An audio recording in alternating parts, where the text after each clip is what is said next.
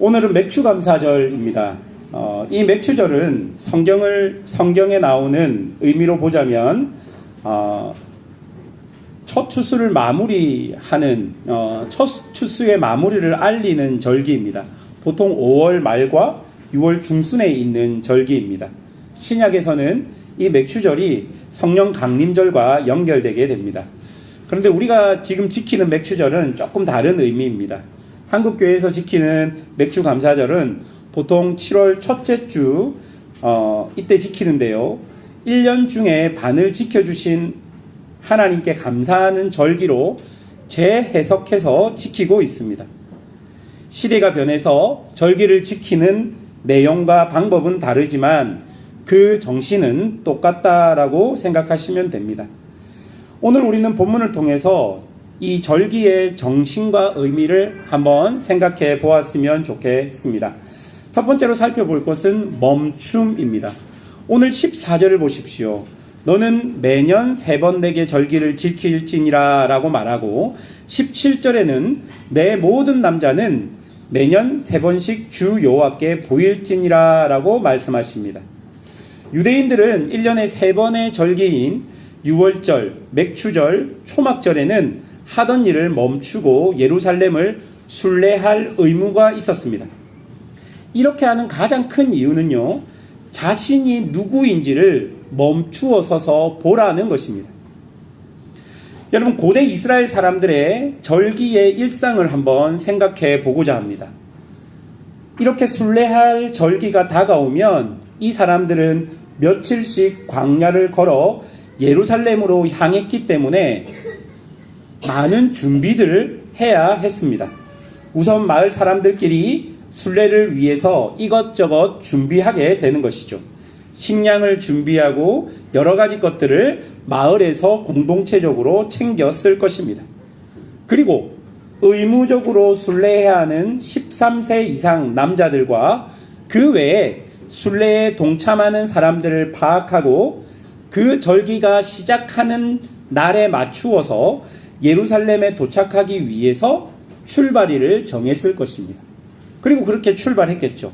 저 멀리에서는 한 주 전에 출발했을 거고 예루살렘에 가까운 지역에서는 며칠 전에 그렇게 출발했을 것입니다. 그렇게 순례의 길을 떠나다 보면 그 순례의 길 속에서 그들은 주변 사람들과 이야기도 했을 것이고 주변의 경치도 보았을 것입니다. 그러나 여러분, 오래 많이 걸어본 사람들은 알지만 처음에는 옆에 사람들과 이야기하고 경치도 보지만 사람이 과도하게 많이 걸으면 결국 자기의 생각에 빠지게 되는 것이죠. 여성분들은 이해를 못하는데 남성분들은 이해를 합니다. 왜냐하면 행군할 때 여러분 생각해 보십시오. 여러분 걸을 때 처음에는 이 초코파이를 언제 먹지, 이 방독면 안에 있는 초코바를 언제 먹지, 이런 생각을 하는데, 그리고 옆에 이야기도 하고 하는데 결국 몸이 힘들어지면 아무 말도 없어지고 자기가 가지고 있는 생각에 몰입하고 집중하기 마련입니다. 마찬가지라고 생각합니다.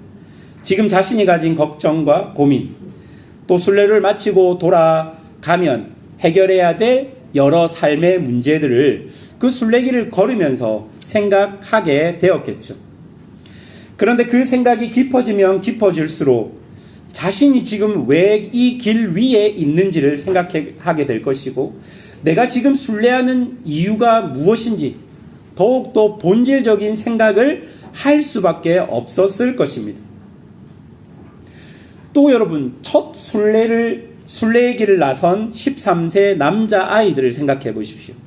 그 친구들은 이 순례의 길이 좀 긴장되는 일이었겠지만 한편으로는 불편하고 두려운 일이었을 것입니다.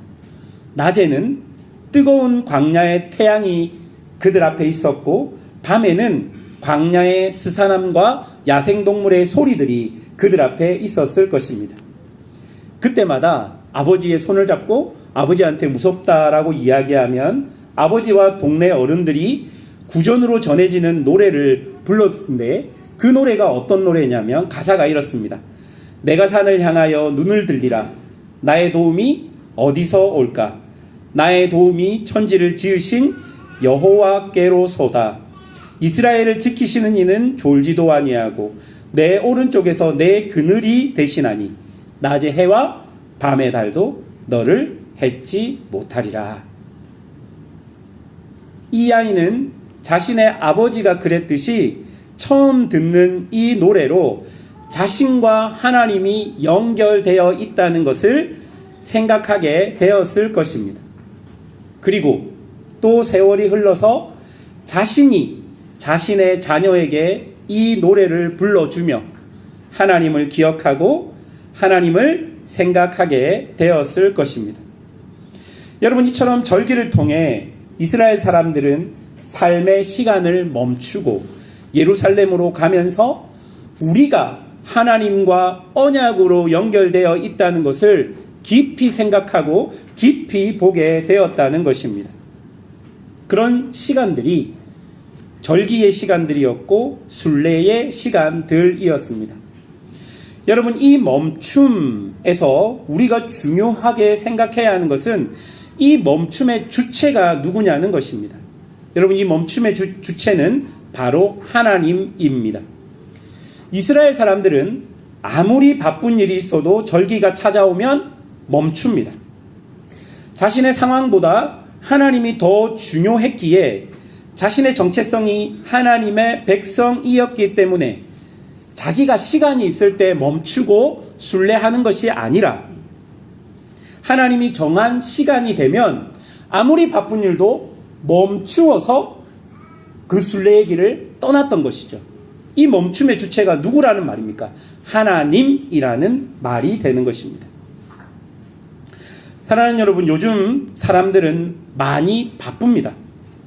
바빠서 예배드릴 시간도 없고 바빠서 기도할 시간도 없다라고 말합니다. 바빠서 인터넷으로 음성으로 예배드린다라고 말합니다. 예, 그럴 수 있다 생각합니다. 그런데 여러분, 정말 예배드릴 시간도 없을 정도로 바쁘십니까? 정말 예배드릴 시간도 없을 정도로 바쁘십니까? 보통은 그렇지 않은 경우들이 많습니다. 저는 정말 그렇게 바쁘면 비행기에서도 또 다른 상황에서도 인터넷으로 혹은 다른 방법으로 예배드릴 수 있겠다 싶습니다. 그런데 여러분, 정말 그렇게 바쁘십니까? 시험 기간이 되면 아이들이 예배를 참석하지 않습니다. 그리고 얘기합니다. 공부하려고요. 그래서 제가 물어봅니다. 정말 공부하는 거니?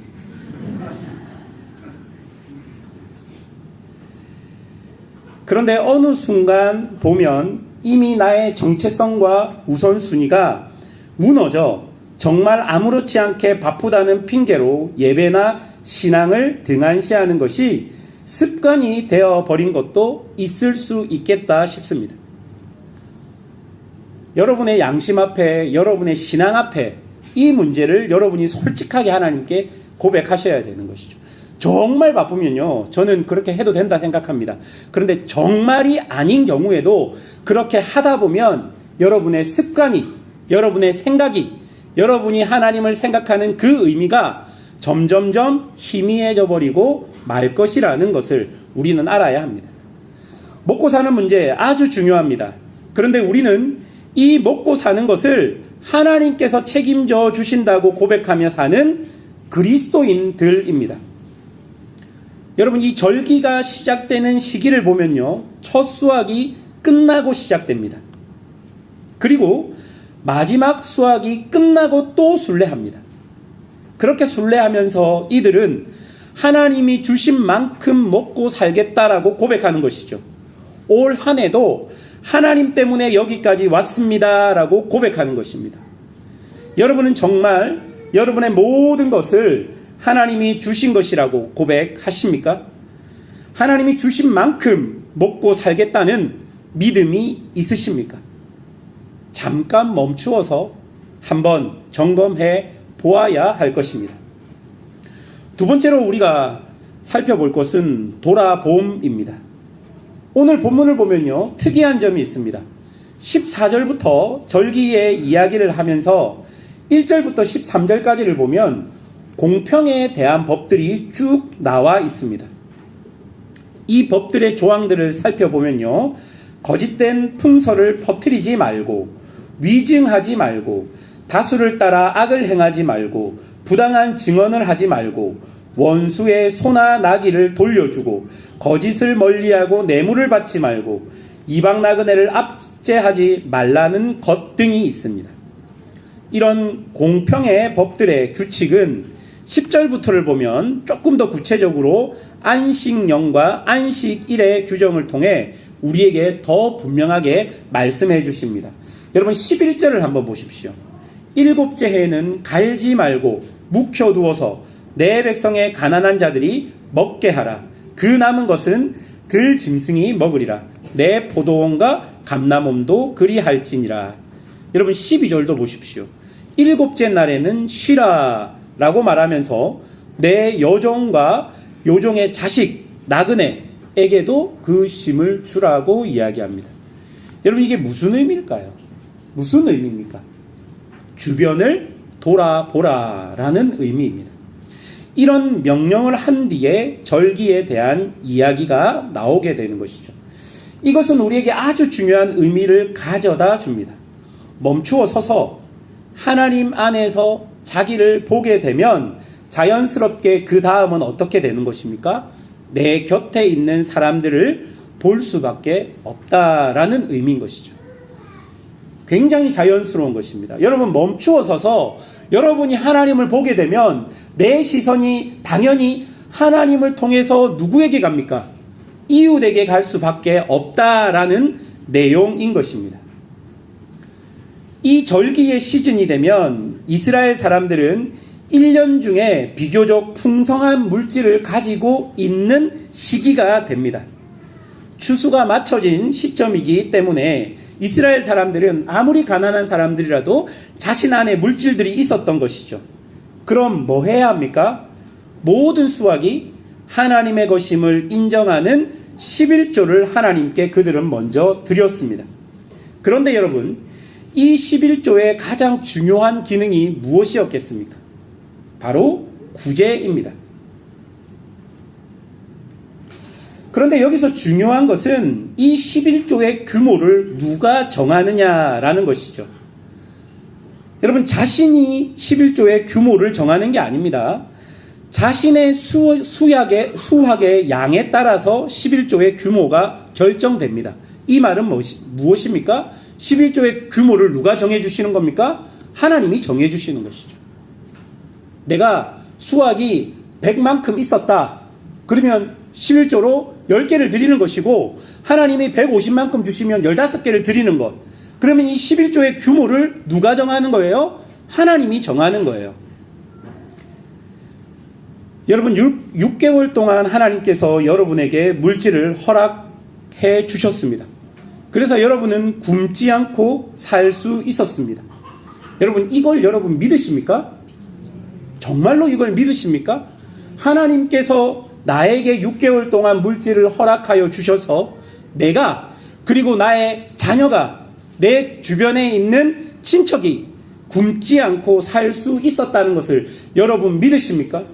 여러분의 삶이 그것으로 인해서 하나님 때문에 지속되었다는 것을 믿으십니까? 그렇다면 여러분 그 물질은 오로지 여러분의 것일 수만은 없다라는 것입니다. 여러분의 수입 중 얼마만큼이나 나와 가족이 아닌 타인을 위해 사용되었는지를 한번 생각해 보십시오. 지난주 월요일 아침에 어떤 청년과 최후의 만찬을 즐겼습니다. 이름을 얘기하지 않아도 여러분 다 아실 거예요. 지난주 월요일 아침에 이 친구가 목사의 월요일을 건드리고 갔습니다. 예. 아침에 어디 오세요 해가지고 이렇게 밥을 먹으면서 그 친구가 제게 이런 이야기를 해줬습니다.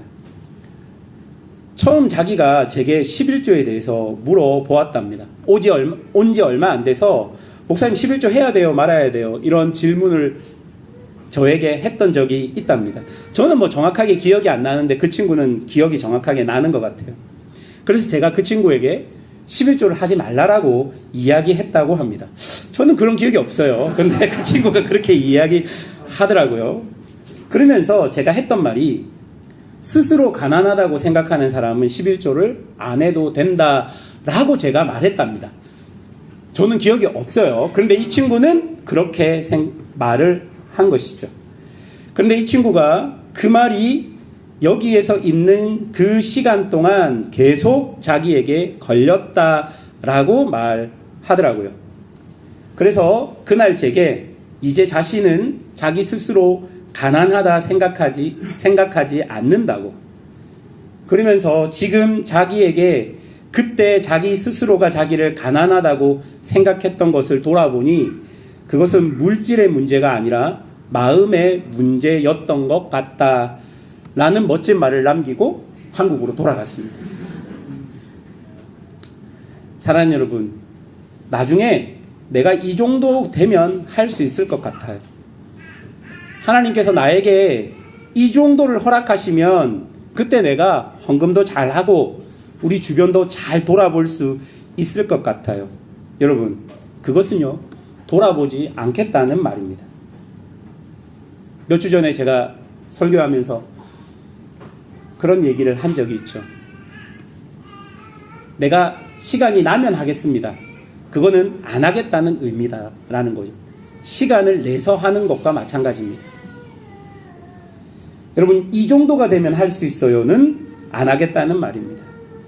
여러분에게 하나님이 주신 물질 안에서 할 수 있는 만큼 주변을 돌아보십시오.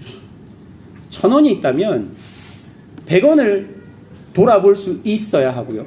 10원이 있다면 1원을 돌아볼 수 있는 것이 그것이 내가 하겠다라는 의미인 것입니다. 이것은 물질의 문제가 아니라 마음의 문제라는 것입니다.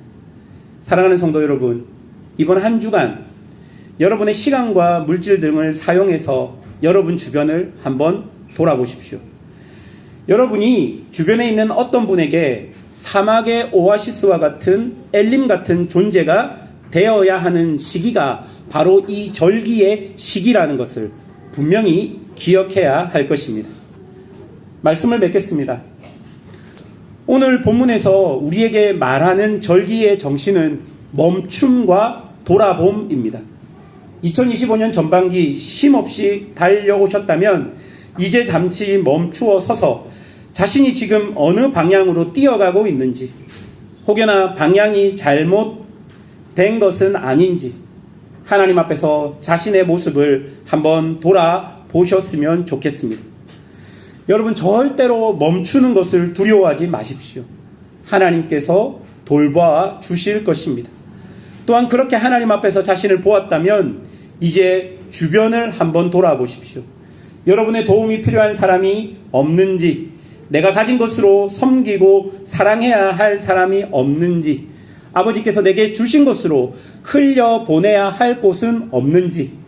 그래서 이번 맥추절은 멈춤과 돌아봄이 여러분 각자의 모양으로 적용되는 그런 절기가 되었으면 좋겠습니다.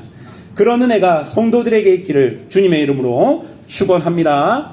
함께 기도하겠습니다.